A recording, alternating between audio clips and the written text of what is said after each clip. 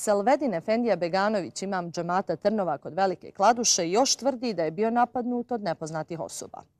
Ali puno je rupa u Beganovićevim pričama, a na poligraf nije htio. Hodžine lovačke priče. Amarildo Gutić. Selvedin Efendija Beganović, imam u džematu Trnovi, općina Velika Kladuša. Zvanično tokom decembra i januara bio je žrtva 4 napada nepoznatih osoba. To je sve što policija u Velikoj Kladuši može reći u istrazi ovih slučajeva. Možemo ipak reći da policija intenzivno radi, znači cijelo vrijeme. Znači sve se radi pod nadzorom postupajućeg tužioca i sve koraci koji se radi, znači sve su u saradnji sa tužilaštvom. Policija mi je zabranila da javno govorimo o napadima, tvrdi Efendija Beganović. Razlog njegove kontradiktorne izjave koje su, kažu, ometale istragu. Mene su prozvali da sam ja kriv zbog svojih nastupa, da sam kriv. Razumijete? Zbog medijskih nastupa da sam ja kriv. Dobro, neću više se. I tek što smo počeli neformalni razgovor u dvorištu džamije u Trnovima, Selvedin Beganović izriče novu kontradiktornost. Slučajno je snimljena dok je kamera bila uključena za snimanje inserata. Prije 2 sedmice i njegov maloljetni sin je prijavio napad dok su boravili u Visokom. Potom je tamošnjoj policiji izjavio da je u pitanju samoranjavanje. Svi dokazi su upućivali da tu nešto ne štima. Nešto ne štima. Pazite, ja sam u tom slučaju roditelj, subjektivan sam. Subjektivan sam. To je moje dijete.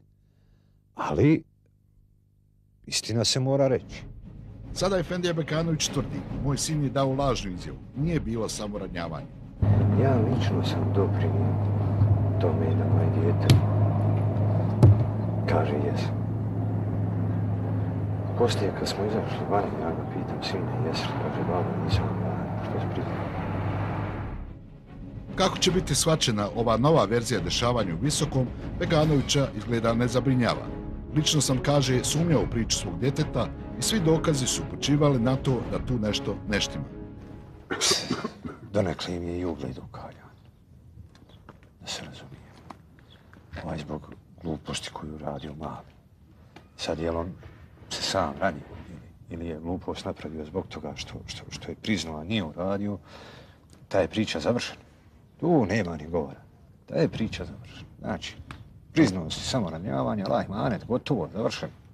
Slijedila je priča da će Beganović dobiti otkaz. Islamska zajednica smiruje situaciju tvrdnjom da je u pitanju godišnji odmor i da je posjeta imamu i novčana pomoć znak podrške. Postoji, tvrde, tek ideja o premještaju. Prijedlog moj bihaćkog muftijstva, predsjednika Medžlisa, je bio eventualno službeni premještaj Selvedina Efendije Beganovića u neki drugi Medžlis, neko drugo muftijstvo koje bi njemu, znači, odgovaralo u smislu da on kao imam, znači, jednostavno dobije jednu novu sigurnost i da je svjestan da zajednica stoji iza njega. On je takvu mogućnost odbio jer po njegovim izjavama kaže da zaista on se osjeća, iako je napadnut u Trnovima, znači najljepše u Trnovima jer tu je proveo 18 godina svoga života.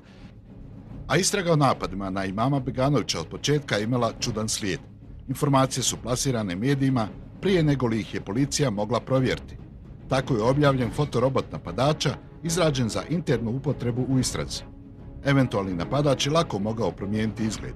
Procurio i detalj o rani na čelu napadača, što je također mogao biti trag. Ima još čudnih detalja. Magazin Mreža od izvora bliskog istrazi saznaje. Trag krvi pronađen nakon jednog od napada na Efendiju Beganovića, a koji po njemu pripada ozlijeđenom napadaču, nije krv. Potvrđeno je to nakon forenzičkih analiza. Beganović nije ni pristao na saslušanje putem poligrafa, naprave poznatije pod nazivom detektor laži, pravdajući to zdravstvenim razlozima. Još je pitanje bez odgovora. Posljednji napad dogodio se u podnevnim satima u vjerskoj učionci. Više osoba je bilo u blizini, na obližnjem mezarju, u susjednom dvorištu, na putu pored džamije. Svjedoka napada ipak nema.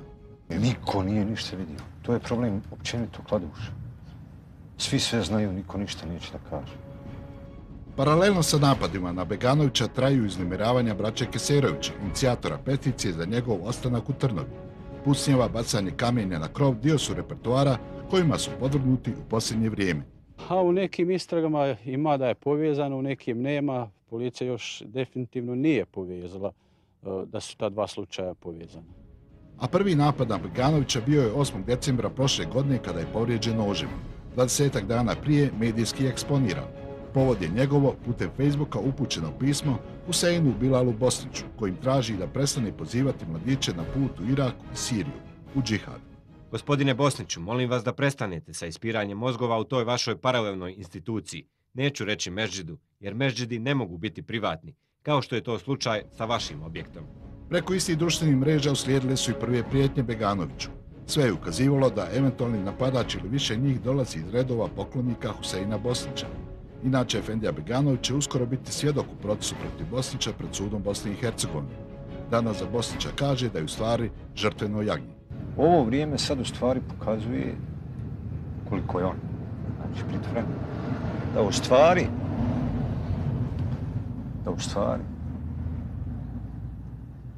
Bilal Bosnić apsolutno nije bio vođa u pravom smislu, nego je samo bio isturen kao figura. Da. Koji nekada u Hamza. Samo isturena figura na osnovu koje su ljudi zaradili određene poene, na osnovu koje su ljudi, nažalost, prikrivali kriminal prikrivali, znači pusti bradu, prikrije kriminal, ode kod Bilala Bosnića na predavanje, a sad da odete recimo gore na predavanje, da odete petkom na džumu 7 ljudi, 8 godina.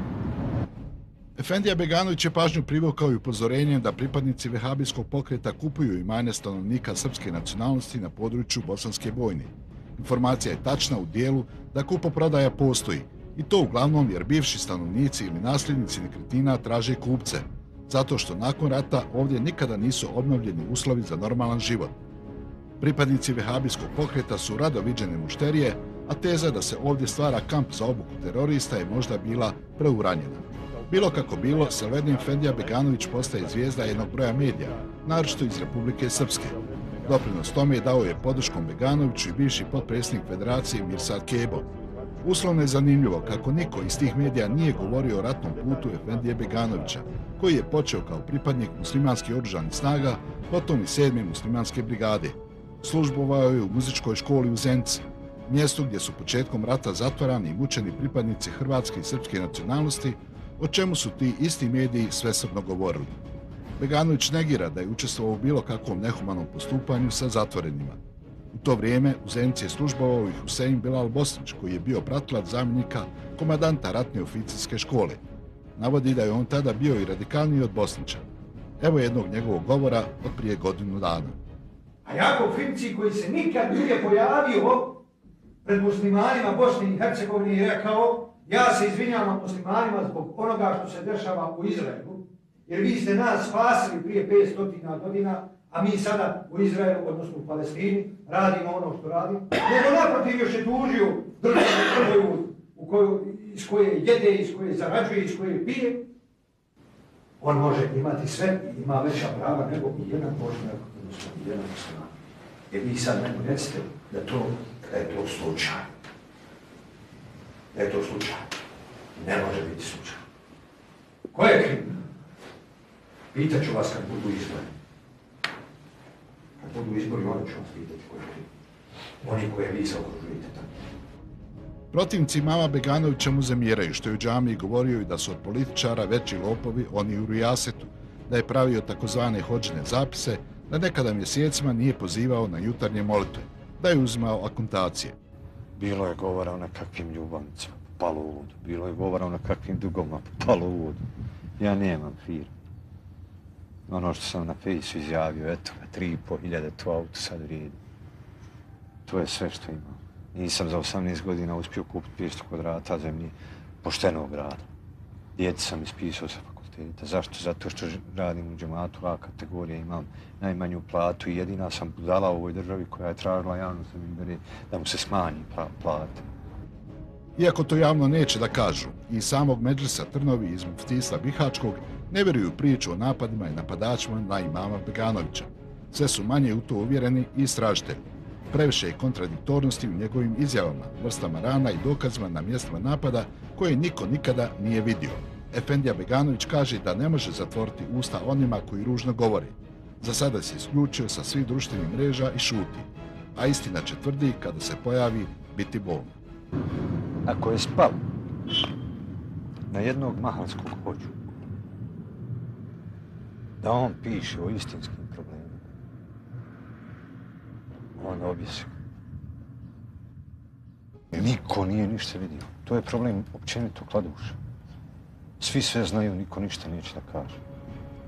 Paralelno sa napadima na Beganovića traju uznemiravanja braće Keserovića, inicijatora peticije za njegov ostanak u Trnovi. Pucnjeva, bacanje kamenja na krov dio su repertoara kojima su podvrgnuti u posljednje vrijeme. A u nekim istragama ima da je povezano, u nekim nema. Policija još definitivno nije povezala da su ta dva slučaja povezana. A prvi napad na Beganovića bio je 8. decembra prošle godine kada je povrijeđen nožem. 20 dana prije medijski eksponiran. Povod je njegovo putem Facebooka upućeno pismo Huseinu Bilalu Bosniću, kojim traži da prestane pozivati mladiće na put u Irak i Siriju, u džihad. Gospodine Bosniću, molim vas da prestanete sa ispiranjem mozgova u toj vašoj paralelnoj instituciji. Neću reći Merdžidu, jer Merdžidi ne mogu biti privatni, kao što je to slučaj sa vašim objektom. Preko istih društvenih mreža uslijedile su i prve prijetnje Beganoviću. Sve je ukazivalo da eventualni napadač ili više njih dolazi iz redova poklonika. On se osjeća, iako je napadnut u Trnovima, znači najljepše u Trnovima, jer tu je proveo 18 godina svoga života. A istraga o napadima na imama Beganovića od početka imala čudan slijed. Informacije su plasirane medijima prije nego li ih je policija mogla provjeriti. Tako je objavljen fotorobot napadača izrađen za internu upotrebu u istrazi. Eventualni napadač je lako mogao promijeniti izgled. Procurio i detalj o rani na čelu napadača, što je također mogao biti trag. Ima još čudnih detalja. Magazin Mreža od izvora bliskog istrazi saznaje. Trag krvi pronađen nakon jednog od napada na Efendiju Beganovića, a koji po njemu pripada ozlijeđenom napadaču, nije krv. Potvrđeno je to nakon forenzičkih analiza.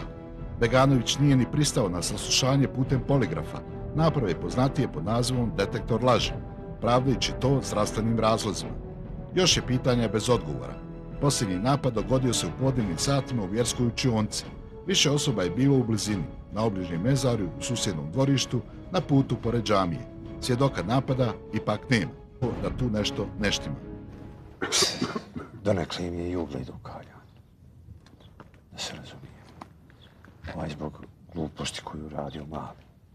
Sad je on se sam ranio ili je glupost napravio zbog toga što je priznao, a nije uradio, ta je priča završena. Tu nema ni govora. Ta je priča završena. Znači, priznao si samo ranjavanje, Allah manet, gotovo, završeno. Slijedila je priča da će Beganović dobiti otkaz. Islamska zajednica smiruje situaciju tvrdnjom da je u pitanju godišnji odmor i da je posjeta imamu i novčana pomoć znak podrške. Postoji, tvrde, tek ideja o premještaju. Prijedlog moj bihaćkog muftijstva, predsjednika Medžlisa, je bio eventualno službeni premještaj Selvedina Efendije Beganovića u neki drugi Medžlis, neko drugo muftijstvo koje bi njemu znači odgovaralo u smislu da on kao imam znači jednostavno dobije jednu novu sigurnost i da je svjestan da zajednica stoji iza njega. On je takvu mogućnost odbio jer po njegovim izjavama kaže da zaista. Selvedin Efendija Beganović, imam džamata Trnova kod Velike Kladuše, još tvrdi da je bio napadnut od nepoznatih osoba. Ali puno je rupa u Beganovićevim pričama, a na poligraf nije htio. Hodžine lovačke priče. Amarildo Gutić. Selvedin Efendija Beganović, imam u džematu Trnovi, općina Velika Kladuša. Zvanično tokom decembra i januara bio je žrtva 4 napada nepoznatih osoba. To je sve što policija u Velikoj Kladuši može reći u istrazi ovih slučajeva. Možemo ipak reći da policija intenzivno radi, znači cijelo vrijeme. Znači sve se radi pod nadzorom postupajućeg tužioca i sve koraci koji se radi, znači sve su u saradnji sa tužilaštvom. Policija mi je zabranila da javno govorimo o napadima, tvrdi Efendija Beganović. Razlog, njegove kontradiktorne izjave koje su, kažu, ometale istragu. Mene su prozvali da sam ja kriv zbog svojih nastupa, da sam kriv. Razumijete? Zbog medijskih nastupa da sam ja kriv. Dobro, neću više se. I tek što smo počeli neformalni razgovor u dvorištu džamije u Trnovima, Selvedin Beganović izriče novu kontradiktornost. Slučajno je snimljena dok je kamera bila uključena za snimanje inserata. Prije 2 sedmice i njegov maloljetni sin je prijavio napad dok su boravili u Visokom. Potom je tamošnjoj policiji izjavio da je u pitanju samoranjavanje. Svi dokazi su upućivali da tu nešto ne štima. Nešto ne štima. Pazite, ja sam u tom slučaju roditelj, subjektivan sam. Subjektivan sam. To je moje dijete. Ali istina se mora reći. Sada Efendija Bekanović tvrdi, moj sin je dao lažnu izjavu, nije bilo samoranjavanje. Ja lično sam doprinio tome da moje dijete kaže jesam. Poslije kad smo izašli vani, ja ga pitam, sine, jesam? Kaže, babo, nisam, što se priznao. Kako će biti shvaćena ova nova verzija dešavanja u Visokom, Beganovića izgleda ne zabrinjava. Lično sam, kaže, sumnjao u priču svog djeteta i svi dokazi su upućivali na to